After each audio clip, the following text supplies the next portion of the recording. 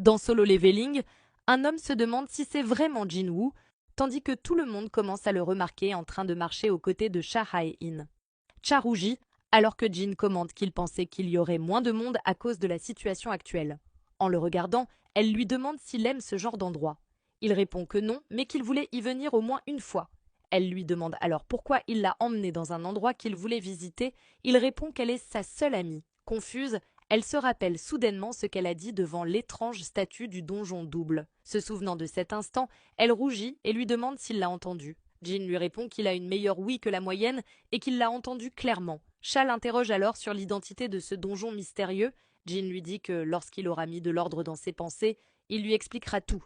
Mais pour l'instant, il préfère garder ça pour lui. Compréhensive, mais soulignant que ses soldats d'ombre les rendent trop voyants, Jin rétorque que tant qu'il les ignore, tout ira bien. Réfléchissant, Cha réalise que c'est la première fois qu'elle sort pour s'amuser depuis qu'elle est devenue une chasseuse il y a presque 2 ans. Mais avec Jinwoo, c'est différent. Jin lui demande si elle veut faire un tour de montagne russe et elle accepte. Il lui propose d'essayer d'autres attractions. Cha accepte. Jin enchaîne alors. Veut-elle tout essayer? Incapable de résister à son amoureux, elle accepte encore. Jin se rend compte qu'il n'était pas le seul à vouloir venir ici et lui propose de tout tester ensemble.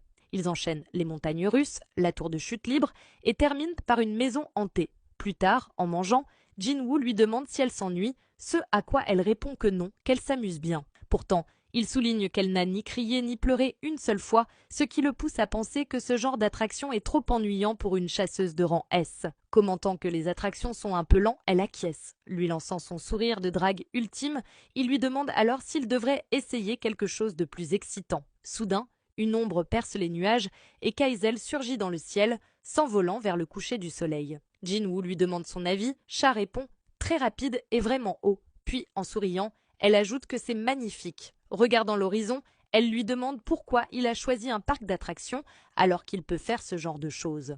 Il lui explique que c'est à cet endroit précis qu'est apparue la porte qui a emporté son père et qu'il voulait y retourner au moins une fois. Touchée, elle le remercie. Cha ajoute qu'elle voulait le remercier correctement pour tout ce qu'il a fait pour elle. Le monarque des ombres répond qu'il y a quelque chose qu'il aimerait lui montrer. Alors que le soleil se couche sur une ville détruite et que la nuit tombe, notre couple est assis dans l'herbe, contemplant les étoiles. Émerveillé, Cha tourne la tête vers Jin avant de s'appuyer doucement sur son épaule. Ensemble, ils observent une étoile filante traverser le ciel.